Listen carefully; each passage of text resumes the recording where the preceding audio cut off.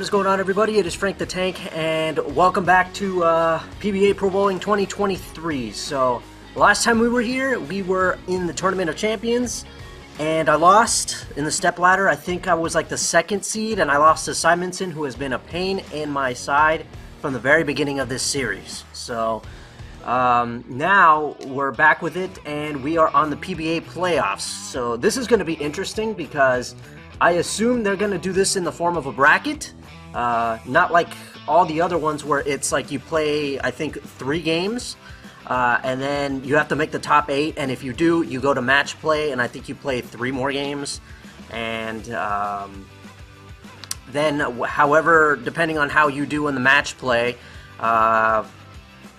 will determine how you do in the where you are placed in the step ladder, much like the real life, except, you know, a lot less games to play.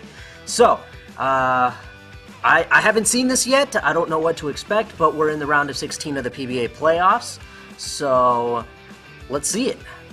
Okay, so looking at the bracket, which I guess it is a bracket, 1 match, 16 bowlers, winners advance. I like it. This will be interesting. Weber will go against Kent.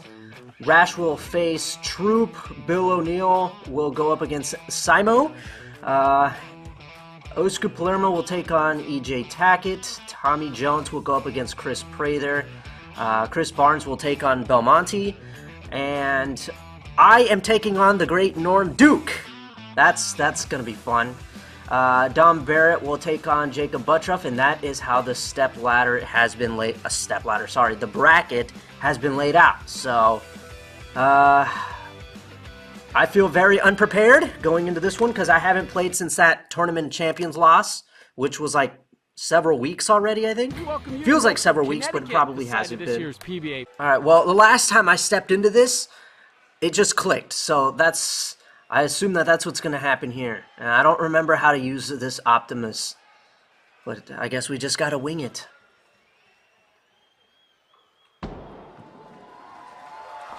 There we go. I just took a guess, and that was the best guess ever. No problem. So there goes Norm Duke. It's Norm Duke. With a funny-looking hairstyle. That doesn't look like... Leaving the 1 and 2. That doesn't seem right.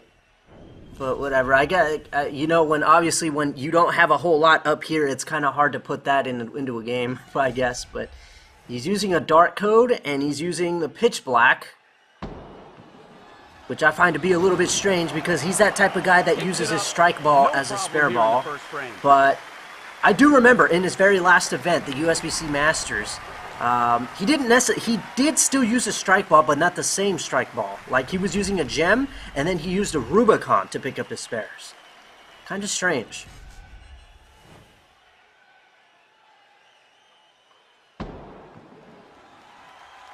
But he's clearly not attacking the lanes in the right way. He's sending that ball way too far out to the right. Here you see it's going to take and it's not coming back. To convert this one. Couldn't cover that, so now he has 2 opens. That's big for us. We got to take advantage of that and run away with it. So honestly, trying to remember from the last video how this ball worked, I took that and put it together with this pattern looking pretty short and looking like it's going to make the ball hook a lot. So that's how I put this together. And luckily it worked the first time, but we're going to see. Will it work again? That was too slow. But it worked. Again. Alright, let's go 3 for 3. Or at least try to go 3 for 3.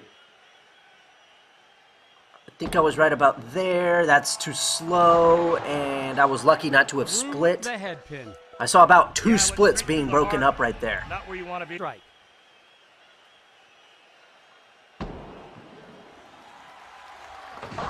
Well, that was a little better. He didn't send it too far out to the right, but is an understatement. That could have been a gutter ball.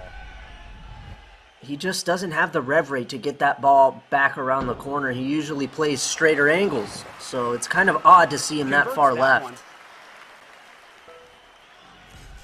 Making his approach.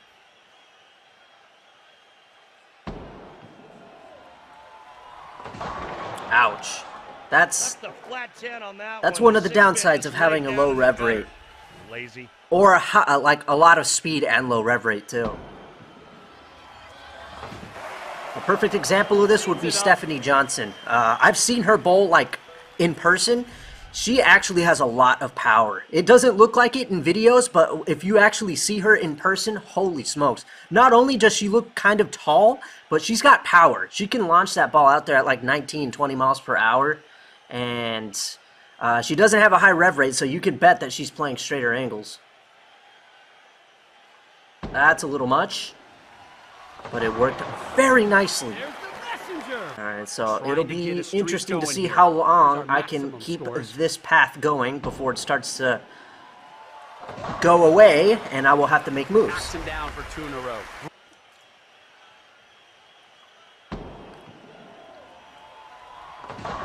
So I don't know, but to me it definitely seems like he moved a little more to the right, but he still has that problem that he's missing to the right.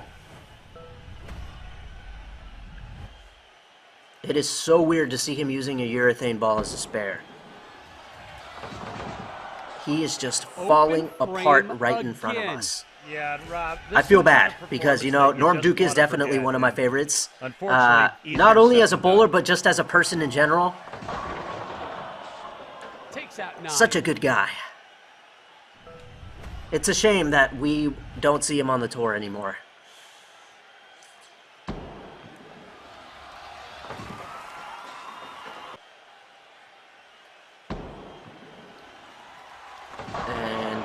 Okay, that definitely looked a little high, so that 4-pin being there is an obvious indicator.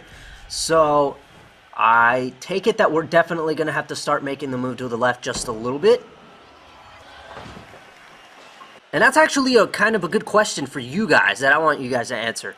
Who is someone who has bowled on the tour in the past, doesn't bowl anymore on the tour, that you miss? One guy that I really miss seeing is Mike Fagan. That guy was awesome. That guy was the complete package. Knew how to do everything on the lanes. He could play far to the left. He knew how to loft. He was versatile. Loved the swing.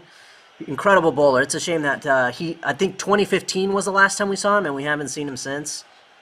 Could be 2016. I know that what is it called? World Bowling Tour. I think that was the last event that we saw him.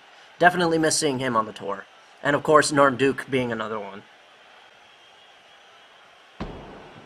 Alright, so I didn't move, but I did move my arrow thingy a little more to the right. So I shot that ball more out to the right. Use that friction to help get the ball back around the corner.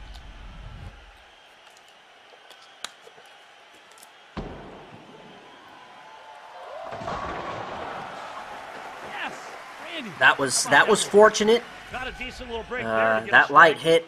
Looking for a streak here. Everything about that was lucky. He can't be relying on that to win. There we go. That's the proper one. Got it. That's what he should have been doing from the get-go.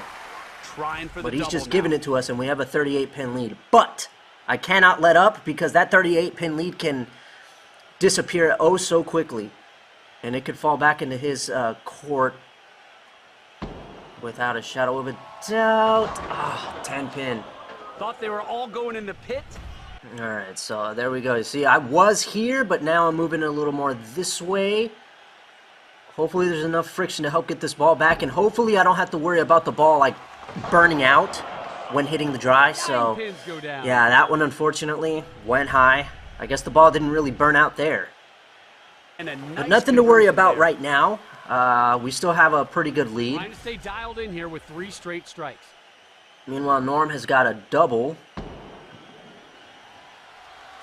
Make that a triple. The strike train rolls on. He's trying to stage a late rally right now. I believe you would call that a ham bone, my friend. Does he really have a ham bone? Or is that the ham bone? Great release on that one. Very nice. Working off the ham bone. Will we see 5 in a row? Okay, so no, that's 4 in a row, so this should be 5 if he gets it. He does not. That shot. So I don't know what our work in the 10th frame is going to look like. What happened there?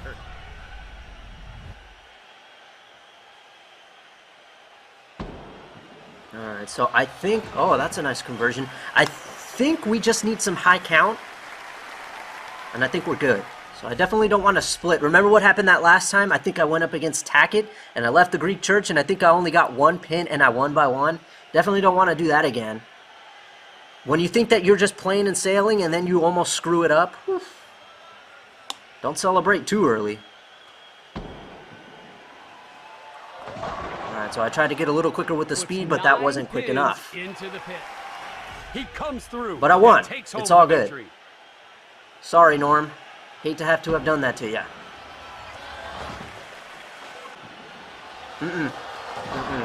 I saw that ball catch early. Straight to the face. Trouble. That concludes our coverage of what has been an incredible All right, event. 215 to 197. That means I believe we move on to the quarterfinal. And this is definitely not 100% exactly like the PBA playoffs because I do believe they play 2 games. And if they tie 1-1, they go to a roll-off.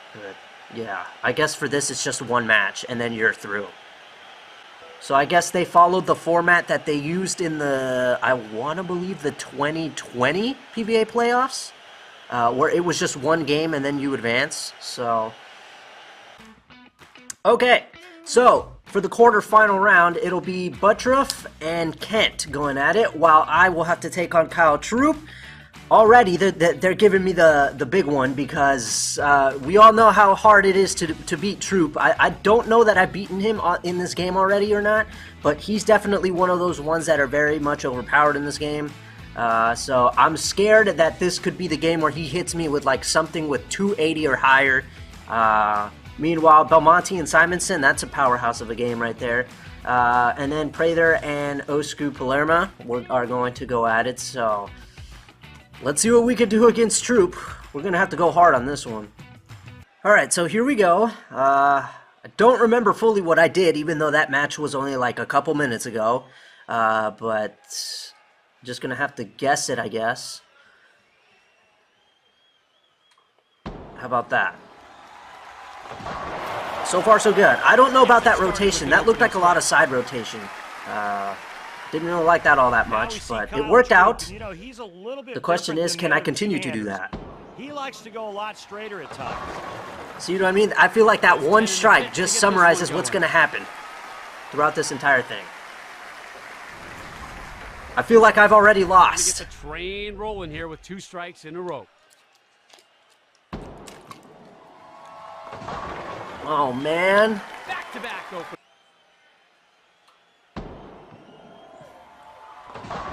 Alright, so I got a little quick with the speed, but that wasn't the problem. The problem was the path of which I took.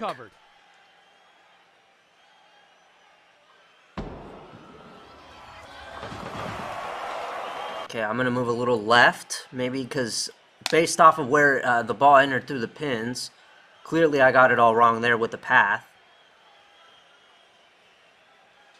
But I don't want to go too far to the right with this.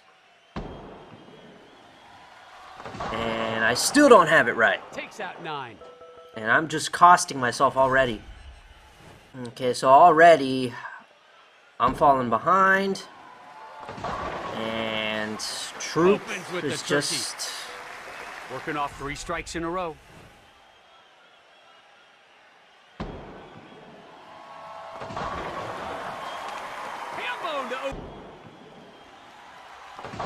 There we go. Now I got the right speed for the path of which I am taking. But already, because of how crazy Troop is right now, I feel like I've already lost this one.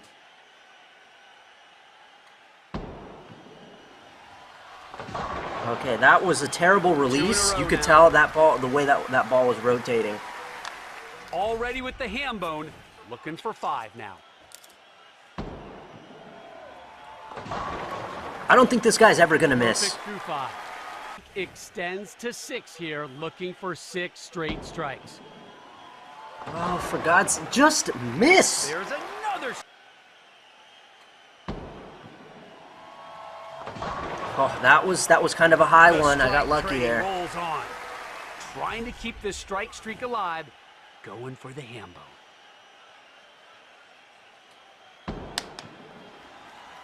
There we go, that's better. I gave it full power on that one after that high hit on the left lane. Working off 6 in a row, looking for the 7-bagger. This is so irritating. Keep falling 7 in a row. Now is when you got to block everything out. A perfect game is in sight. Trying to stay perfect through 8 here. Keeps it going. Great start to this match. Looking real good right now. Going for the 5-bagger.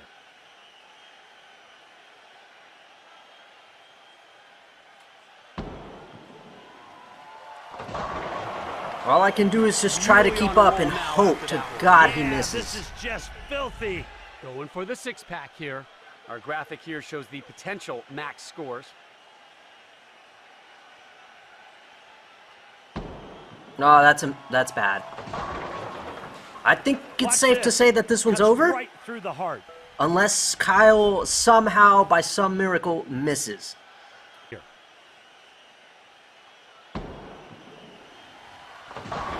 Yeah, it's game over. I think it's safe to say. 3 more strikes from... Nothing but strikes on the front 9. Yep, just 3 more to go. Well, he got cheated, but it doesn't matter. I mean, his max score is still high up there, see? He shut me out. I hate Troop. Well, there you have it. I'm out already. That sucks. I didn't get far. 238 to 279. I swear, when it comes to Troop and Simonson, you have no choice but to shoot 280 plus, because otherwise you're going to lose. Okay, so that wraps it up. Sorry for this one being a little shorter than usual, but yeah, a combination of Kyle Troop being overpowered and my crappy video game skills.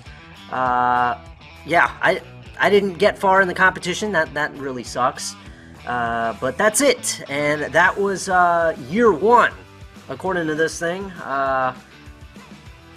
So that means that, let's see. Yeah, look at that. We're starting at the PBA Players Championship again. So yeah, year 2. But at least we didn't walk away empty-handed. We managed to dominate the World Series of Bowling by winning the Chameleon and let's see what else. Yeah, the Cheetah and the Scorpion. So we won 3 titles in the World Series of Bowling, but we couldn't win anything else after that. But now that we're a little more properly equipped, I imagine that we'll probably be able to win more in year number 2. I don't know, let me know in the comment section. Do you guys want me to continue this and start fresh with a brand new, you know, another run at the PBA tour? Because, yeah, we're going to start with the Players Championship and then run our way through. So if you guys want to see another run at this, let me know.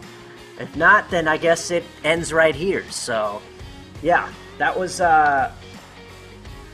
not necessarily disappointing because, like I said, I won the 3 at the World Series of Bowling. But, you know, I guess my run at all the other majors and all that stuff, and then the pretty short run at the playoffs was pretty bad. But, you know, it's all good. So, that's it. I'm Frank the Tank. If you guys want to see year number 2, let me know, and I'll make it happen. So, catch you guys later.